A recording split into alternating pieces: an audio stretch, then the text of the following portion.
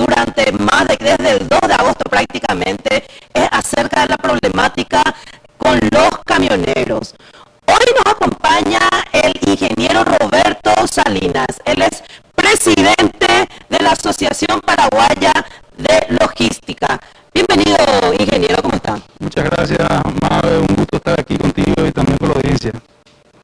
Ingeniero, respecto a lo que está sucediendo, he visto que habías tuiteado en los últimos días acerca de que tu Twitter dice así: existen unos 85.000 camiones registrados en Paraguay. El promedio de edad de flota es de 12 años. La mayoría de ellos tienen costos de operación muy elevados.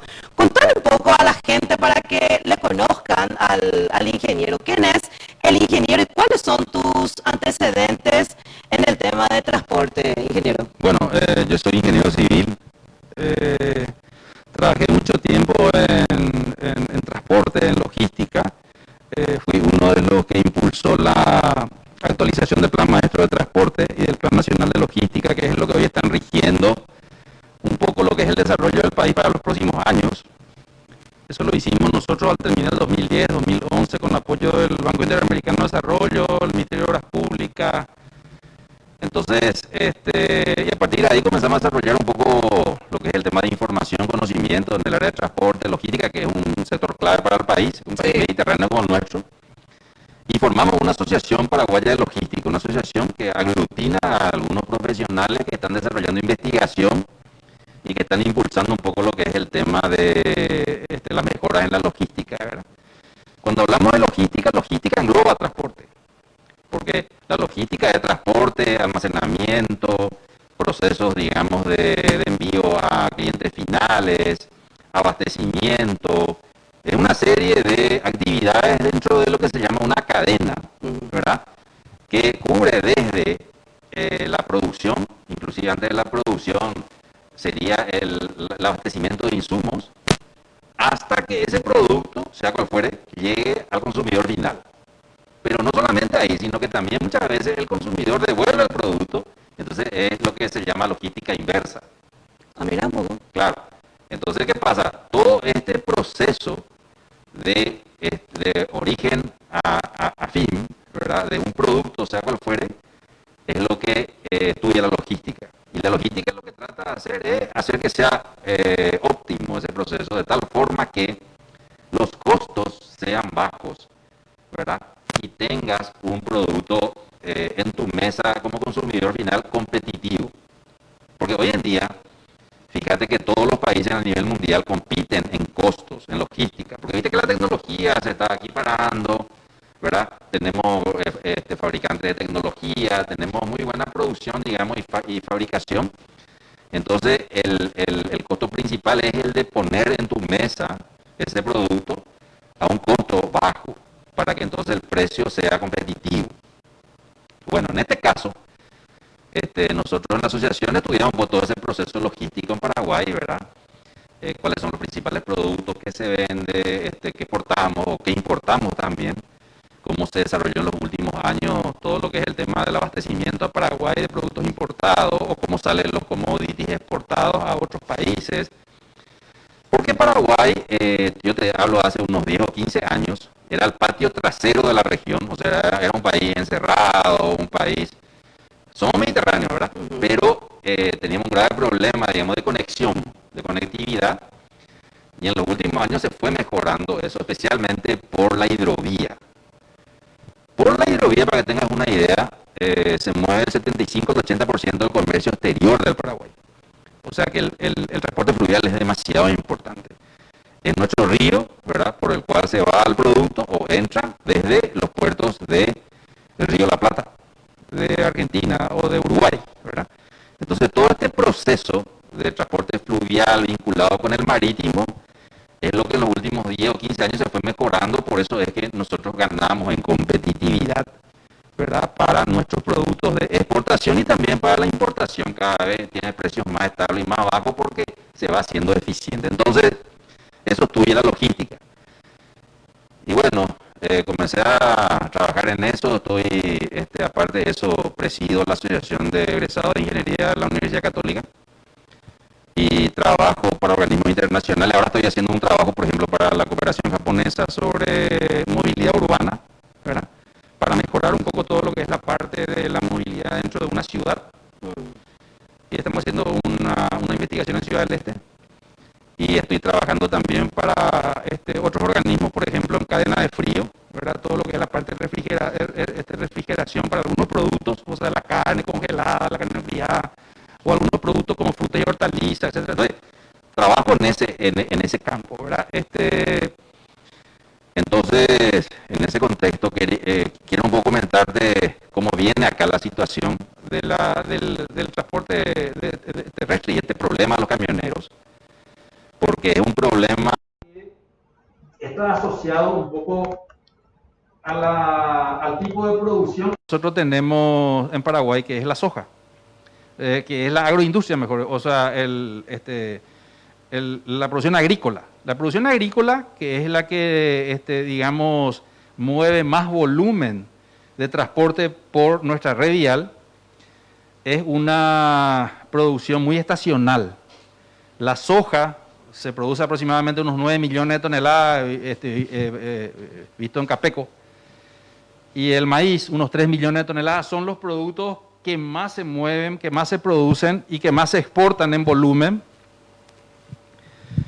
Y el tema es que esta producción se da principalmente en los departamentos que están hacia Brasil. Sí. Y se almacenan en silos, pero gran parte de esa producción tiene que cruzar toda la red vial de este a oeste para ir al río Paraguay. Y ahí se carga en barcazas y de ahí van hasta Buenos Aires, van hasta Argentina, Uruguay y después ahí enlazan con los transportadores mundiales. Entonces, ¿qué pasa? La soja, ¿verdad? Que es un producto de 9 millones de toneladas más o menos, más el maíz unos 3 millones, se mueve muy intensamente en 3-4 meses. Entonces, que es la zafra. Ahí en febrero, marzo, abril. Y ahí es donde tenés que tener una gran capacidad para trasladar esto, ¿verdad? Del silo del productor al puerto. Entonces, por eso es que muchas veces, como es intenso y es, digamos, muy estacional, el problema es de que los camioneros que dan ese servicio, ¿verdad? Después quedan mucho tiempo ociosos. O sea, no existe otro producto como para cubrir todo el año, digamos, para el camionero. Entonces, como esta producción fue creciendo en los últimos años, llegamos inclusive a tener 10 millones y medio de toneladas de producción de soja, y es tan intenso, la gente comenzó a meter camiones usados, ¿verdad? Camiones usados, que son camiones que generalmente vienen de Europa. Ya son camiones que ya están rechazados, ¿verdad? Porque ya están obsoletos, entonces tienen los costos altos, ¿verdad? Y ya vienen un poco, digamos, no en mal estado, pero ya un camión de 500, 1000 kilómetros es un camión ya que está depreciado, está amortizado, pero tiene sus costos altos de mantenimiento, ¿verdad? Sí. Entonces se comenzó a traer muchos camiones, ¿verdad? Es más, es tan fácil traer esos camiones que un productor mediano que tiene una buena cosecha te compra 3-4 camiones con una buena cosecha y tiene guardado ahí para sacar en el momento que necesite, ¿verdad? Entonces genera una oferta, esa demanda genera una oferta, en contraposición tiene una oferta muy grande en un corto tiempo.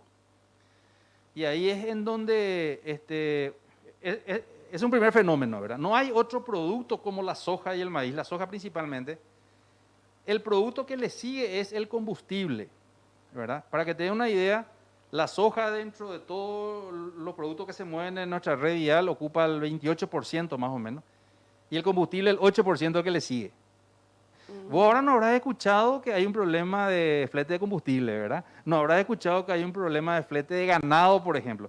Todo este problema que hay ahí son de granos. Sí. ¿Verdad? De granos. Es porque ahí está el problema principal, no es el transporte en general, es ese producto de granos que se mueve el que tiene el problema por esa gran estacionalidad. Ese es un primer punto, ¿verdad? Entonces, indudablemente que hay, digamos, una demanda fuerte en un periodo que después se, digamos, libera. Entonces vos te das con mucha oferta, digamos, libre. Y eso es lo que tiende a tirar los precios abajo. Por otro lado, para mover esa cantidad de 9, 10 millones o 12 millones de toneladas, digamos, en un corto plazo, como necesitan muchos camiones, hay muchos cuentapropistas, se llama, que son dueños de pocos camiones. Algunos es dueño de un camión, otro dueño de 2, 3 camiones, qué sé yo, y que le contratan a choferes y no están organizados. Son muy informales, ¿verdad? No están organizados, tienen un camión, se mete ahí, que a lo mejor no es ni de él, es de otro que mete el camión. Que lo alquila muchas veces. Le alquila, ¿verdad? Claro, le alquila, ¿verdad? Para moverle, les tira un chofer que a lo mejor es una persona que está trabajando en un taxi o un despensero o es un constructor, ¿sí? O sea, vos hablas con ella y cuando no hay zafra, ellos están trabajando en la construcción. Sí. Entonces hay mucha informalidad, ¿verdad? Se suben y esos camiones generalmente también otro problema que hay es que son camiones que están habilitados por DINATRAN, para darte una idea, la Dirección Nacional de Transporte es la reguladora de todo este tema, y ahí hay muchos problemas también en el tema de la habilitación y la calidad de esos camiones, ¿verdad? Entonces hay mucha corrupción,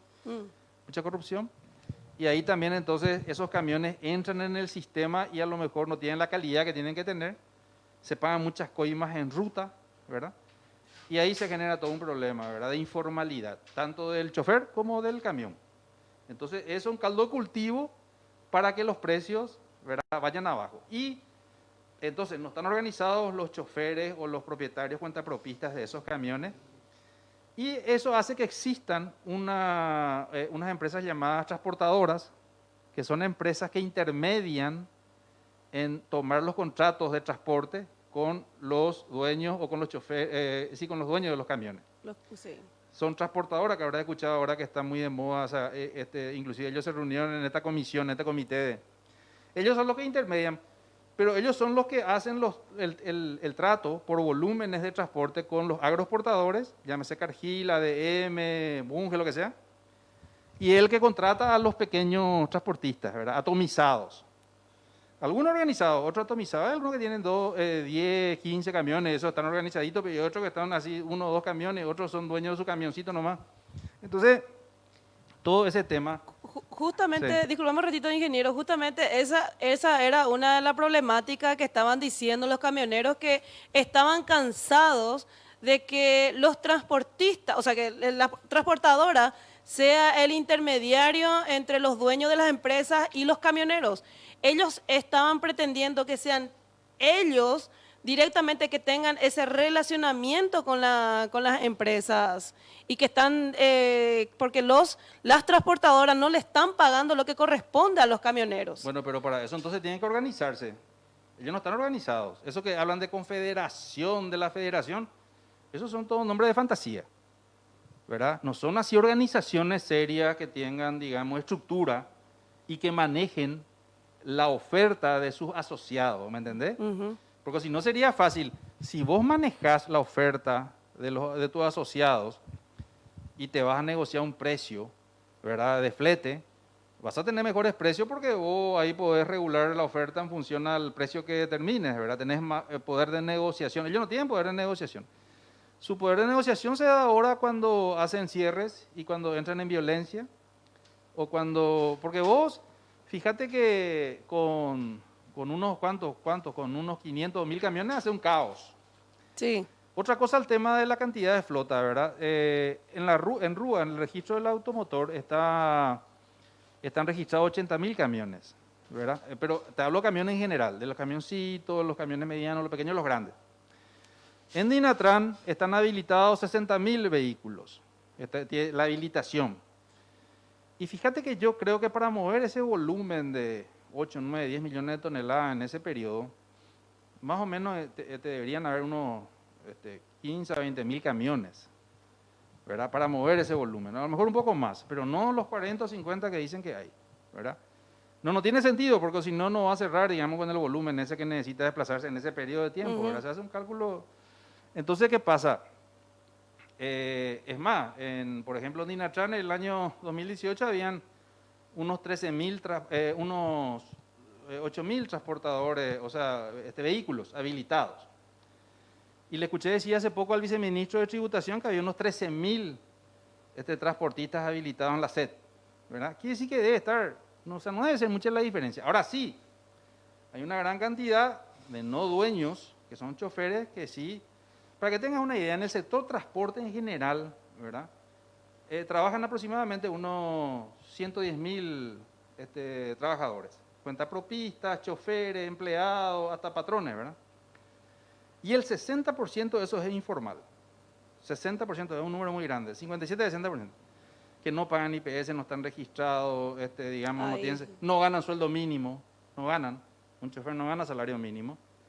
Entonces, ¿qué pasa? Eso degrada el sistema. ¿Por qué? Porque entonces una tarifa baja se va contra el chofer o se va contra el mantenimiento del vehículo. Entonces, por eso es que existe un círculo vicioso de que nunca se mejora el sistema, ¿verdad? Y aparte de eso, hablaste de los transportistas, de los transportadores. Los transportadores son unos intermediarios. ¿Por qué?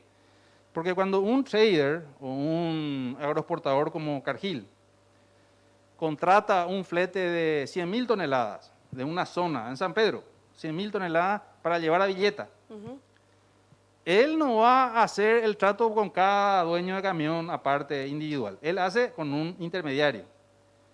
Y ahí con él le dice, yo te voy a pagar tanto para transportar estas 100.000 toneladas, ¿verdad? Cierra. Y el transportador es el que le contrata a los camioneros en forma individual. Ese es el rol del camionero. ¿Por qué? Porque muchos camioneros, como no tienen factura, no están registrados, no pueden darle entonces una factura de servicio al agroexportador o al dueño del producto, ¿verdad? Ese es el rol del transportador. El transportador va a existir mientras no se organicen y no se formalicen los dueños de camiones. Entonces, es una cosa que intermedia. Ahora, existen otros problemas, ¿verdad? Que como están atomizados, no están organizados, se le tira así un número para que transporten, se le dice vayan a traer de tal parte, llegan a tal parte. Se va el camión, el camionero, y demora mucho en silo o demora mucho en puertos. Y coimea mucho en ruta, hay muchas coimas, mucha corrupción. Entonces se le va eso, digamos, descontando. Inclusive, cuando el camionero se va a tomar una carga de un silo, le pesan el camión, el silo, y le pesan, ponerle 30.000 kilos. Después se va a puerto y ahí le pesa al puerto 29.000 kilos. ¿Por qué? No porque perdió los 1.000 kilos, sino que a lo mejor porque las balanzas no están digamos, estandarizadas, ¿verdad? Entonces, ese es otro problema también que va, la calidad digamos, del manejo del producto.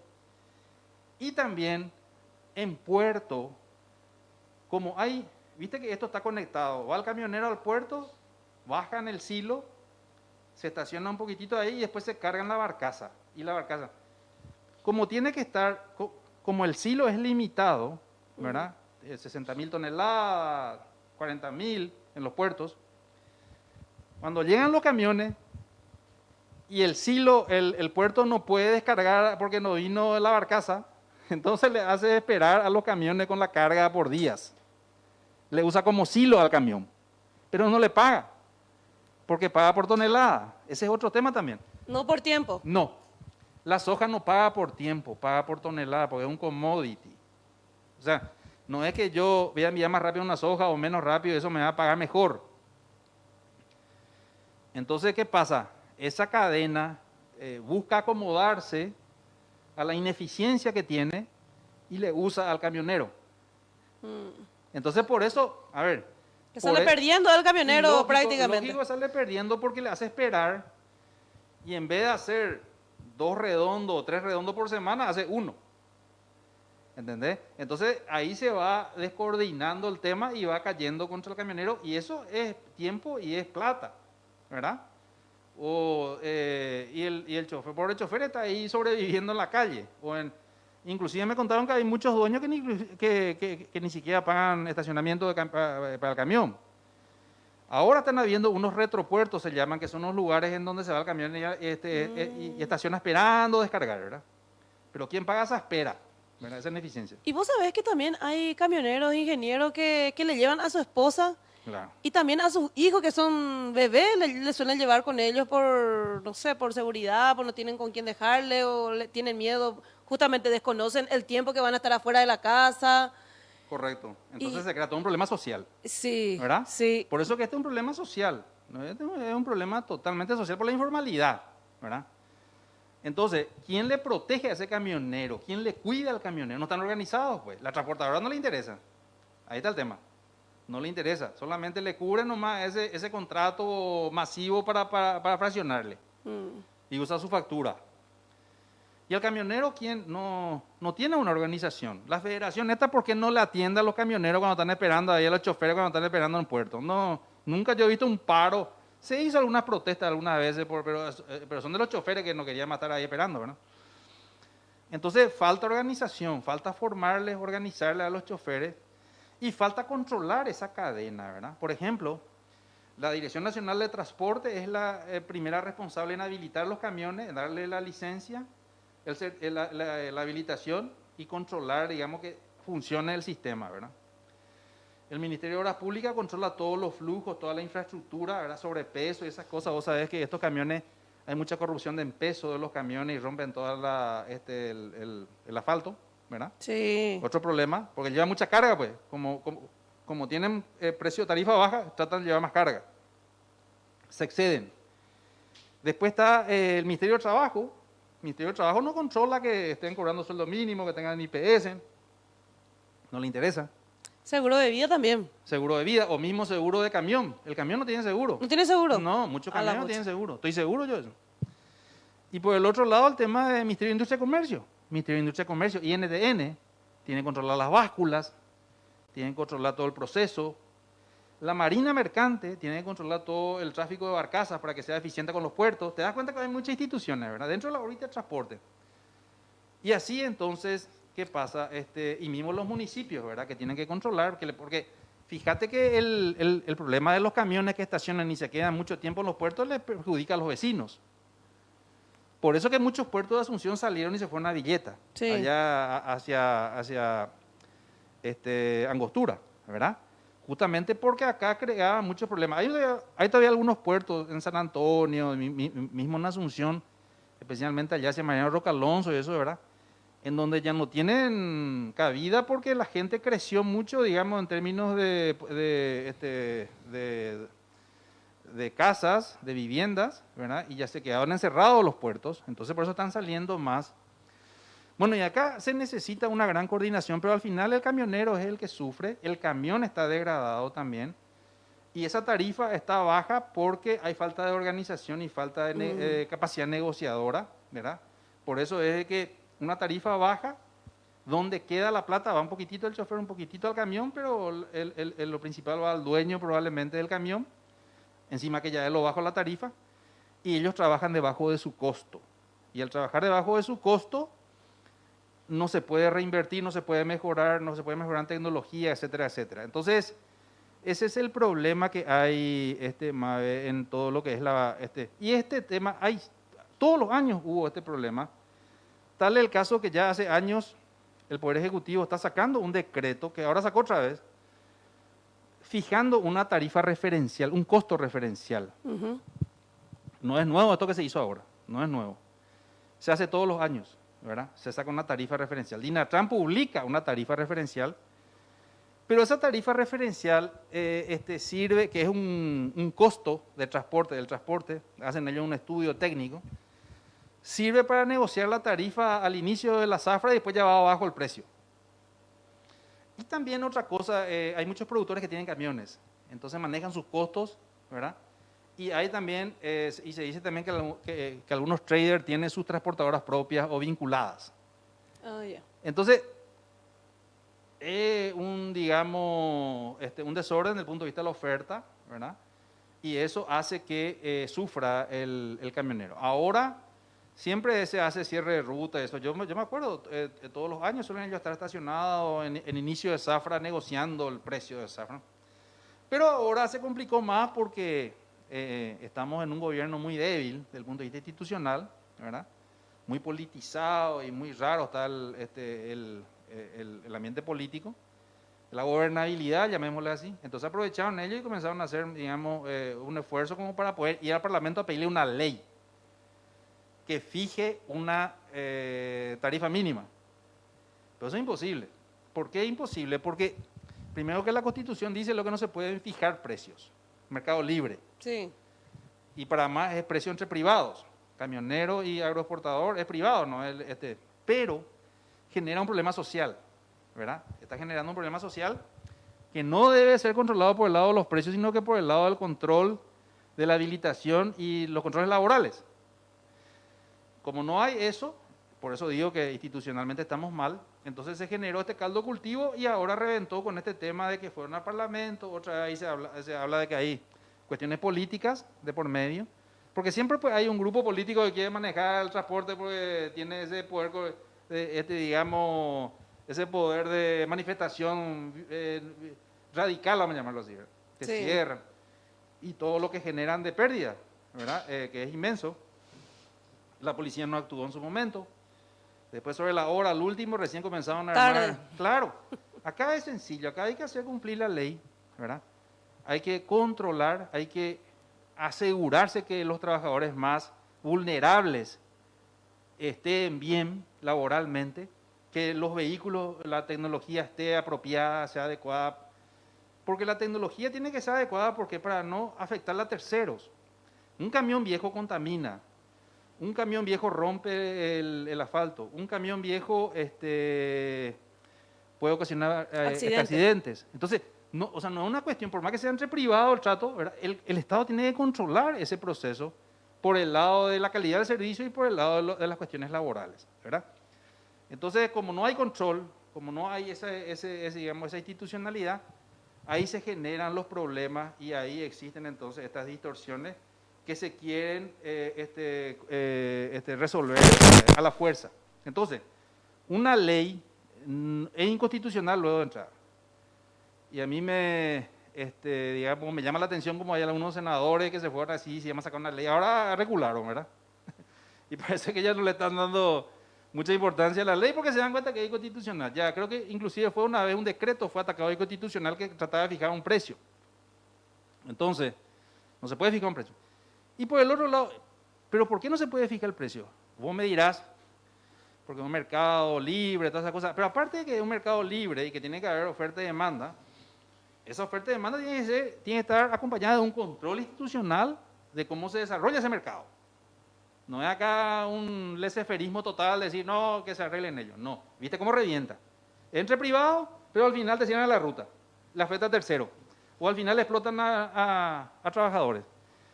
Y por el otro lado, si se fija un precio mediante un costo referencial, hasta ellos querían poner un margen de ganancia y todo ahí, me acuerdo, escuché. Con respecto a qué es lo que vas a fijar el costo, porque si yo tengo un 0 kilómetro y vos tenés un auto de 20 años, ¿verdad? ¿Cuál de los dos tiene mayor costo de operación? El auto de 20 años. Entonces, ¿qué pasa? Todos van a querer fijar con respecto a tu auto de 20 años porque tu costo es más alto que el mío y vamos a tener mejores tarifas. ¿Y qué pasa ahí? Lo que pasa ahí es que no se estimula o se desestimula la competencia para mejorar el servicio. ¿Por qué yo más voy a comprar nuevo o por qué yo me voy a forzar si yo me estoy nivelando por el peor? ¿Entendés? Entonces, sí. Como la flota es muy heterogénea, es una flota vieja en promedio, hay camiones nuevos. Pero la mayoría de los camiones nuevos son extranjeros. No, ¿qué extranjeros? De Brasil, por así decirlo. Lo que yo he visto que habían bastante con mucha tecnología. Pero de conductores brasileños. No, en realidad de las empresas.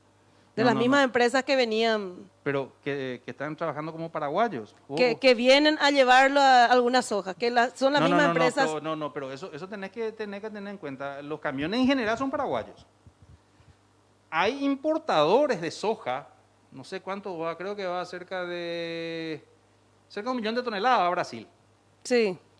Sí, yo creo que hay un acuerdo para entrar camiones brasileros con paraguayos también. Hay un pequeño acuerdo. Porque acá está el tema de los camioneros también, y aunque hay Mercosur, yo no quiero que vos entre acá ni yo voy a entrar allá. ¿Entendés? Hay proteccionismo. Es mucho problema. Hay paraguayos que entran, pero es muy problemático. O como brasilero, acá no se le permite a los brasileños. Me acuerdo que una manifestación en una de las zafras porque entraron camiones brasileros. ¿Por qué? Porque no había oferta. Yo me acuerdo de una zafra, no me acuerdo qué año fue, que justamente se quería sacar la producción y no había muchos camiones. ¿Y qué pasó? Se contrató camiones brasileros. Casi se incendió el país. Los camioneros casi incendiaron. Pero te diste cuenta, ante esa zafra, no me acuerdo qué año fue, que subió de golpe, se le metió camiones porque no había oferta. Y como no se le metió, entonces ahí comenzaron a importar más usados, ahí comenzó a crecer. O sea, te das cuenta cómo se reguló el sistema. Bueno, entonces, sí, los camiones. Otra cosa que te quiero decir, Paraguay es el único país en la región que permite la importación de camiones usados. Bueno, vas a ver en Brasil que hay importación, ellos fabricanlo ahí, ¿verdad? En Argentina tampoco, en Uruguay tampoco. Entonces, ¿qué pasa? Paraguay es el único que trae estos camiones usados de Europa a un precio 30-40% menor que un cero, ¿verdad? Pero son camiones ya degradados, ¿verdad? Y vos estás viendo esos camiones nuevos, lindos, que vienen de afuera, y sí, porque allá afuera se le exige. Si ese camión que viene, como no hay una prohibición para que traiga camiones, creo que se quiso regular. En el transporte público creo que se reguló a 15 años, 12 años creo que se reguló. La flota, no podés traer camiones más viejos, o 10, que ya es mucho luego, ¿verdad? Si vos no podés regular, porque creo que se atacó, ¿te acuerdas que se quería regular la edad y también casi se incendió el país una vez? Por eso Sí. la gente defiende la informalidad y la... Entonces, ¿qué pasa? Está bien, no hay problema, trae tu camión, pero sé exigente en la habilitación. Si vos tenés un auto de 10 años, ¿verdad? Te va a ITV para que te habiliten. Entonces te dice, acá te falta tu amortiguador, y cada año que te vas más viejo el auto, es más difícil poner en condiciones el auto. Totalmente. Más caro. Más caro. Más caro ¿verdad? también. ¿Verdad? Entonces, ¿qué pasa? Si vos traes un camión, vos tenés que exigirle al camión, no importa, ponerle de 15 años. Le exigís vos para que este esté con un estándar alto. Y eso propia, o sea, si le exigís realmente y el transportista mete la plata para acondicionarlo como un cero, entonces es un costo alto y le saca de mercado. ¿Entendés? Pero como no se le exige, entonces cualquier cachivache mete. Bueno, y después coimea. O sea, la corrupción es muy grande. Ese es el sistema, digamos. Entonces, el tema de la ley es una ley que, desde el punto de vista constitucional, está en contra, pero también en esencia, si vos en un mercado de este tipo regulás la tarifa, vos le estás perjudicando para que el proveedor de servicio mejore. Entonces, es inaudito. Si lo que se hizo es fijar en un decreto un costo referencial, hasta te puedo decir que el propio decreto, si vos te fijas en el decreto que salió, el decreto que salió dice claramente que es para soja, maíz, trigo, para oleaginosa y cereales. ¿Por qué no le metieron a los camioneros de transporte de carne, o los camioneros de transporte refrigerado, o los camioneros de lácteos, o los camioneros de... Porque son sistemas que son muy eficientes. ¿Por qué? Porque el producto es más exigente en el transporte y es más optimiza. ¿Vos te acordás de los trasganados? Los Sí. trasganados que eran un desastre, no digo que ahora todavía no hay trasganados desastre, pero en general cambiaron mucho, porque el que te viene un mercado de carne que te compra, ¿verdad? Por ejemplo, Rusia o por ejemplo Chile, te viene a Paraguay y hasta el transporte te controla.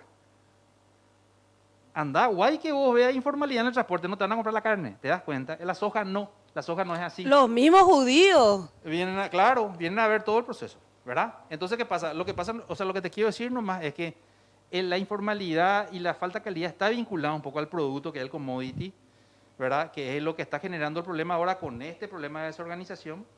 ¿Y cuál es el camino? El camino es transparentar y controlar y organizar y formalizar. Ahí está el camino.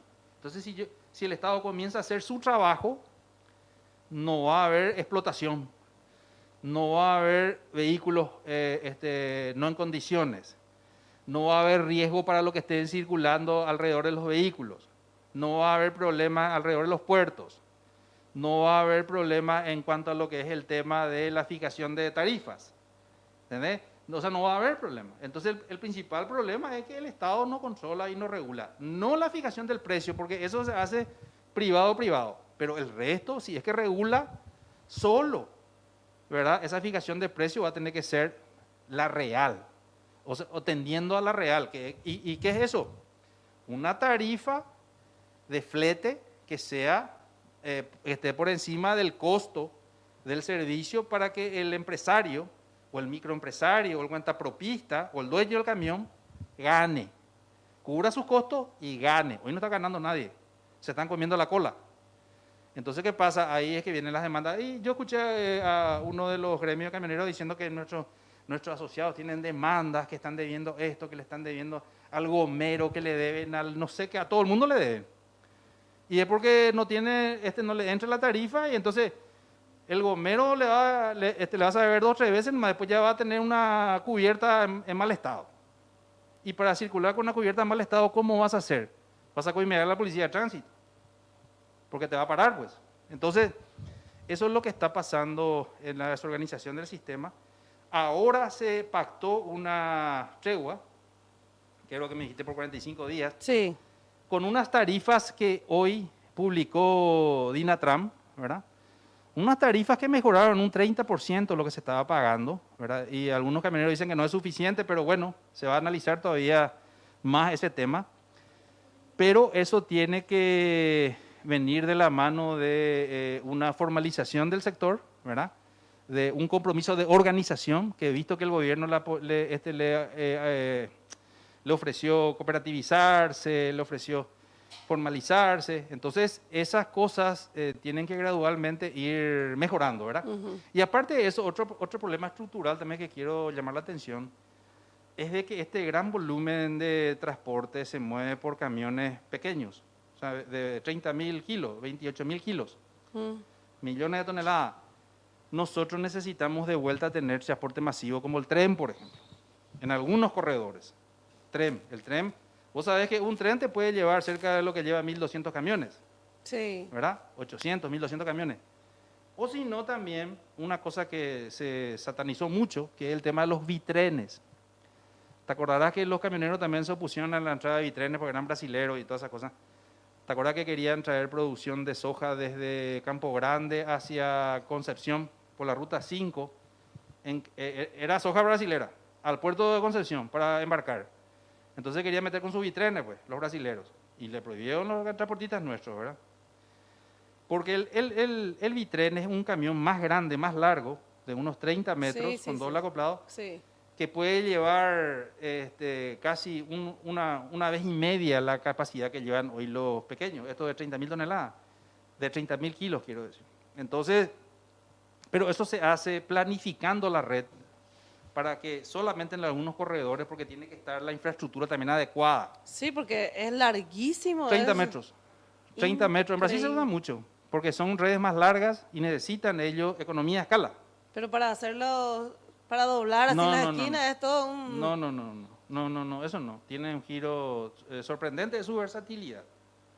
Su largo, sí, el largo puede ser son 30 metros, ¿verdad? Sí. Si vos te vas a traer un camión de 30 metros para pasarle. Pero fíjate que un trasganado hoy tiene 30 metros, 29 metros tiene. Es como un trasganado. ¿Entendés? No es tampoco una cosa del otro mundo. El trasganado pues tiene doble carrocería. Sí. Pero tampoco, por eso te digo, vos le pasás un trasganado también hoy en la ruta sin problema, ¿verdad? Pero el problema es que los camioneros ahí no quieren entonces que se optimice y tampoco quieren entrar en el negocio, porque creo que se le ofreció para que ellos compren bitrenes, ¿verdad? ¿Entendés? Para organizarle. Yo creo que el tema va por el lado de la modernización, el lado de la optimización, el lado de la organización, la formalización, la formación, y ojalá que esta crisis, ¿verdad? No sea solamente para mejorar tarifa, porque la tarifa es el resultado del sistema. La tarifa es el resultado de la eficiencia, sino que se utilice para poder mejorar estructuralmente eso. Y para otra cosa también importante más es el tema de que el Estado, el gobierno, tiene que trabajar con el sector privado para poder generar lo que se llama una compensación a digamos, a ese sistema muy muy intenso que tiene la soja en corto tiempo. O sea, tienen que haber algunas políticas que contrarresten, ¿verdad? Ese movimiento intenso de la soja en poco tiempo. Tiene que ser más distribuido la demanda. Yo sé que estamos hablando contra la estructura de producción porque es difícil encontrar un producto que uniformice esa demanda en el tiempo, pero eso se hace con una planificación diferente entonces de lo que es el tema del transporte a través de nuestra red vial. Por eso te hablé del tren, por eso algunos corredores tienen que meter tren, otros bitrenes, ¿verdad? Combinados con los camiones no van a desaparecer, pero tiene que ser más eficiente inclusive el transporte fluvial, ¿verdad? Y los hilos, los puertos, y todo eso es transporte. Acá quiero llamar la atención en algo. Nosotros no tenemos un ministerio de transporte, nosotros tenemos un ministerio de obras públicas, y el ministerio de obras públicas no conoce mucho de transporte, le gusta hacer ruta nomás. Construir ruta, esto, aquello, infraestructura básica, ruta, generalmente. Necesitamos, dentro del Ministerio de Obras Públicas hay un viceministerio de transporte, pero vos no le escuchás, vos no le ves a ellos. Ellos son el cerebro que tienen que ir viendo cómo contrarrestar ese flujo para que la logística sea eficiente. Entonces, se le propuso al gobierno en muchas ocasiones ya formar un Ministerio de Transporte, pero necesitamos una institucionalidad que lidere ese proceso de planificación y de gestión, de regulación, de control, de promoción, porque el Paraguay depende muchísimo de su costo logístico. Paraguay Mediterráneo fíjate lo siguiente, estamos en una bajante de río y nadie dragó el río. El río Paraná Está prácticamente seco. Seco está. Entonces, ¿qué pasa? Esas son cosas que se tienen que priorizar, pero si el 75-80% de tu comercio exterior se mueve por el río, ¿cómo vas a tener un río que te deje sin agua? Por decirte, no va a quedar sin agua, pero te digo, ya la navegación es complicada, es difícil, ya no se van más la misma cantidad. Ahí los costos suben y suben las tarifas. Entonces, más todavía ahora en pandemia, que he visto que el transporte marítimo 250% subió en los últimos años por el tema de la pandemia y todas esas cosas, ¿verdad? Por la ¿Subió? demanda. Sí, ¿Por la muchísimo, pandemia? por la Mira, pandemia. yo pensé que iba a ser al revés. Entonces, no, sube todo, si todos aprovechan, ¿verdad? Por el tema de las restricciones y los controles, ¿verdad? Que hay en puertos, por el tema. Entonces, lo que te quiero decir, nomás que acá el problema no es sencillo, no es, fijar una tarifa y termino. No, la tarifa es un producto, o sea, es un resultado de toda esta descoordinación y este caos que existe. Entonces, mientras esto no se solucione, ese problema va a ser siempre solucionado coyunturalmente, pero el año que viene nadie te garantiza que no tengas otra crisis similar. Sí, justamente. Voy a ver un poco a ver si llegamos a hablar con el representante acá de los transportadores. Y mientras tanto quiero mostrar un poco el material ahí, señor productor, lo que estuvo aconteciendo en estos días, que ya urgía realmente el levantamiento de las huelgas y el paro de los camioneros.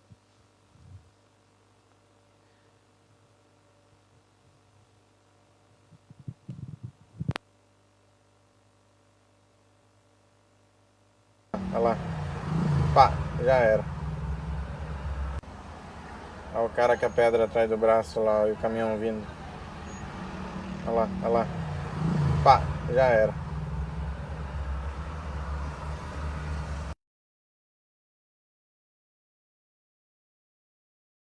Camioneros, el señor Roberto Almirón.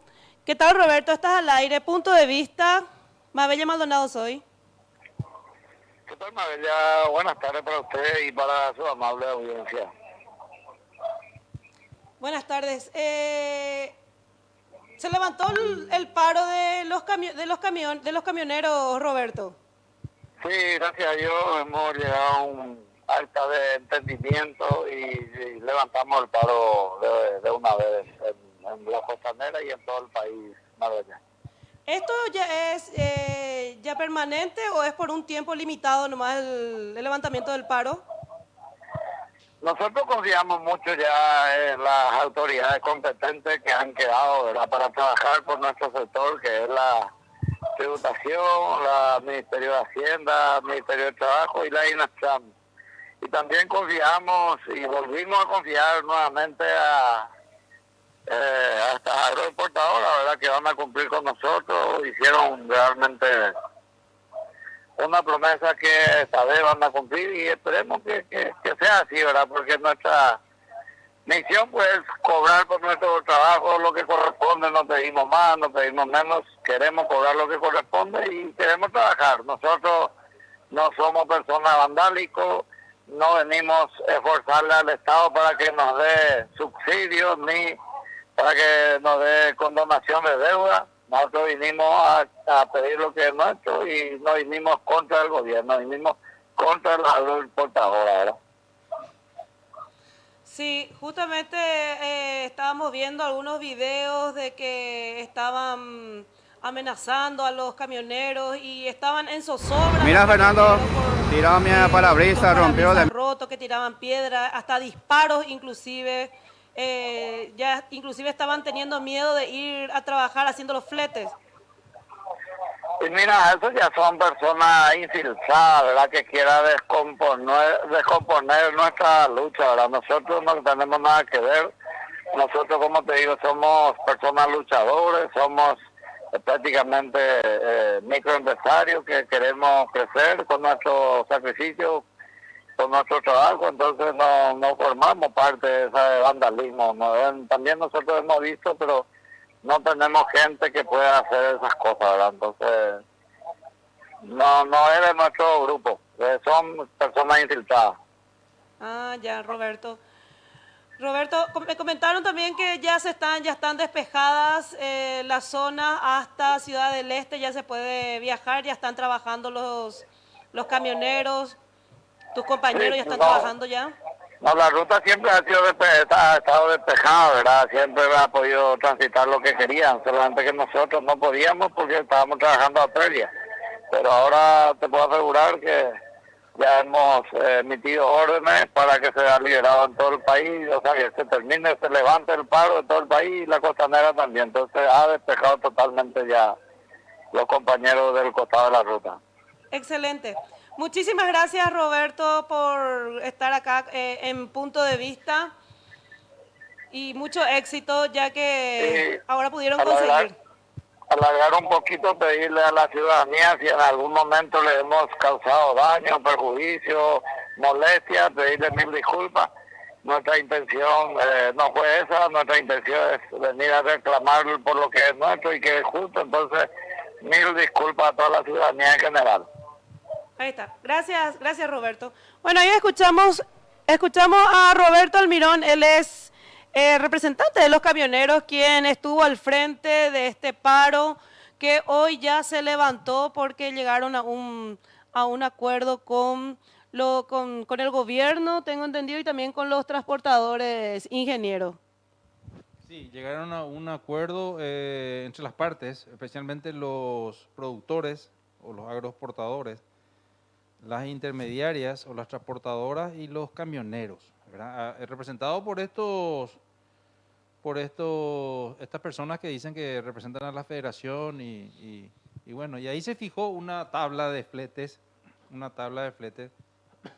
de diferentes orígenes y destinos, de Villeta, Trociú o el Paraná, en donde dicen que hubo un ajuste del 30% aproximadamente encima de la tarifa que se venía pagando, ¿verdad?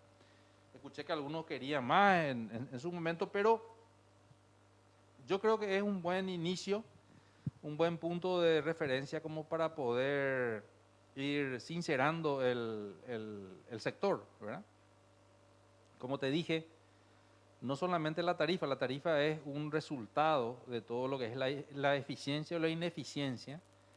Entonces, en la medida que vayamos nosotros mejorando ahí, como dijo tu entrevistado, espera que el Estado cumpla su función de control, ¿verdad? De trabajo, su Secretaría de Tributación, DINATRAM, ¿verdad? Y bueno, eso es lo que nosotros,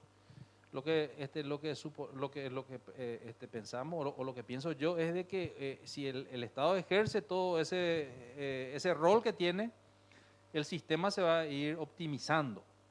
Entonces cada vez vamos a tener menos informalidad, cada vez va a haber mejores precios, cada vez va a haber mejores camiones, cada vez va a haber menos externalidades, que se le dice cuando el transporte tiene externalidades negativas o positivas. Externalidades negativas es cuando te cierran la ruta, cuando tenés un congestionamiento, o cuando tenés una rotura de pavimento, o cuando tenés en los puertos, esos problemas son externalidades que genera el transporte. Entonces por eso que le afecta a todos, ¿verdad? No solamente un trato de tarifa y de privados. Y el tema social, que también es un tema de condición de vida de nuestros ciudadanos, ¿verdad? De nuestros conciudadanos, de nuestros compatriotas, que como vos dijiste, están muchas veces con su familia en la calle, o le lleva la comida, o esto o aquello. Entonces se genera todo un proceso de inseguridad, un proceso son vulnerables esa familia, y eso es lo que es un caldo cultivo para cualquier tipo de, digamos, de intereses que puedan estar ahí queriendo manipular el tema, ¿verdad? Que es un poco lo que estaba pasando ahora.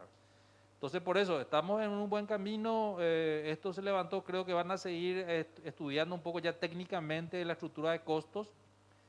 Espero que todo lo que se haga sea como para poder ir generando competitividad y para que vaya mejorando y solucionando ese problema de fondo. Y que esto no aparezca el año que viene de vuelta. Pues yo te digo una cosa, si acá solamente se queda en la tarifa, el año que viene poner la firma de que se va a presentar de vuelta el problema, ¿verdad? Porque van a seguir debiéndole a todos. No va a haber plata que alcance, se va a degradar el servicio, va a subir la informalidad, y el año que viene con un escenario ya eleccionario de vuelta, ¿verdad? Porque estamos en la puerta de 2023, Sí. ¿verdad? Entonces ahí puede pasar cualquier cosa. Entonces por eso yo creo que, y para más con una post-pandemia, estamos en una pandemia, estamos pasando la pandemia, y la post-pandemia va a ser difícil porque ahí tenés que generar más empleo. Hay mucha gente que quedó sin empleo, Sí. mucha gente que vive prácticamente sin sus medios de subsistencia, ¿verdad? Entonces la pospandemia es una situación en la cual el Estado tiene que apostar a generar las condiciones, ¿verdad?, de seguridad, de formalidad, de eficiencia, para que la gente tenga trabajo. Entonces todos queremos tener trabajo, todos queremos que la gente tenga trabajo, que gane bien, que tenga toda la seguridad social que tenga que tener, que tenga ese soporte social. Y bueno, y ojalá que los políticos sean también responsables y no aprovechen, ¿verdad?, todas estas vulnerabilidades que existen en estas poblaciones, y que de alguna forma sean patriotas en pensar que tienen que mejorar estas condiciones. Totalmente. Bueno, eso está terminando nuestro tiempo. Ingeniero, muchísimas gracias por venir. Gracias a vos, Mae, por la invitación, y yo creo que lo que estás haciendo, tocando estos temas, es fundamental para que la gente se informe, Y se se interiorice, lo que está sucediendo, sí. y por sobre todo, con tu alcance acá a nivel departamental, ¿verdad?, en central, que yo creo que es fundamental que la gente acá, hay una población también que está creciendo muy rápidamente, Sí. y necesita servicios, necesita seguridad, necesita... A lo mejor la problemática acá es un poco diferente de la de tierra adentro, digamos, a nivel de todo esto, pero sufrimos porque por acá pasan muchos sistemas logísticos que conectan con puertos, Sí. ¿verdad? Y también las zonas de producción también se van extendiendo, también los asentamientos, hay mucha informalidad también. Entonces, yo creo que estás tocando temas que tienen que sensibilizan a la gente, ¿verdad? Le concientizan y le sensibilizan para que se vayan mejorando las condiciones de vida de nuestra gente, y que vaya aumentando el bienestar a través de mejores fuentes de trabajo y más formales. Totalmente, totalmente, ingeniero. Bueno, una consulta. Usted dice que estamos lejos de volver a tener el anhelado tren acá en Paraguay. Mira, lastimosamente este gobierno no tiene las condiciones para hacer ni la intención ni probablemente la capacidad. Yo no creo más que con este gobierno, y depende mucho del gobierno, ¿verdad? El gobierno es el que tiene la capacidad de poder hacer que el sector privado invierta, desarrolle. Entonces se trabajó en los últimos años en un muy buen sentido para reactivar. Se reactivó el tren de Encarnación Posada, que ahora está parado por el tema de la pandemia, pero ahí se movieron mucha gente. Se quiso reactivar un tren de cercanía en la capital para miles de personas también que necesitan transporte de calidad, masivo y de bajo costo y eficiente. Y transporte de carga ni qué decir, ¿verdad? Se plantearon cosas, pero es como que te voy a decir que el gobierno no tiene esa intención y ya esperemos que otros lo hagan, pero es una necesidad, ¿verdad? Porque como vos ves, Paraguay tiene una estructura muy particular, tiene unas distancias no muy largas también, tiene que estar muy bien interconectado con los vecinos, ahora haciéndose puentes y todas esas cosas. Entonces el tren es fundamental, pero el tren ya dentro de una visión privada, ¿verdad? Una visión privada de riesgo de inversores que a nivel mundial quieren invertir en el sistema, existen. Y yo creo que más temprano que tarde se va a dar, ¿verdad? Es una cuestión nomás de que tengamos gente que tenga esa visión estratégica a largo plazo, ¿verdad? Y yo creo que a este gobierno, viste los problemas que tenemos ahora, ¿verdad? Que estamos hablando de tarifas y de formalización. Entonces, por ahí te da la pauta de que no están siendo encarados los grandes temas de largo plazo y con una visión de estadista, cosa que hoy no tenemos. Entonces, eso es lo que cuesta, pero yo creo que vamos a llegar a eso, ¿verdad? Y después, por otro lado, también en política, a pesar de que muchas veces criticamos a los políticos, también mucha gente joven está entrando, ¿verdad? Con nueva visión, a lo mejor se tiene que renovar un poco todo lo que es el sistema dirigencial. Yo creo que estamos en ese proceso, en un punto de inflexión. Después de la pandemia también Paraguay tiene que volver a crecer rápidamente, ¿verdad? Y uno de los principales temas es el transporte. Y dentro del transporte, fíjate lo que estamos hoy debatiendo, ¿verdad? Un problema de ajuste de tarifas en un sistema muy ineficiente. Y eso tiene que cambiar. Entonces el Paraguay, cambiando, tiene que proyectarse de vuelta hacia ser eficiente y el tren es fundamental. Excelente. Muchísimas gracias, ingeniero, por venir, por estar con nosotros en este programa que es Punto de Vista. Nos vamos despidiendo y mañana nos vemos con una entrevista con un concejal aquí de San Lorenzo. Hasta la próxima.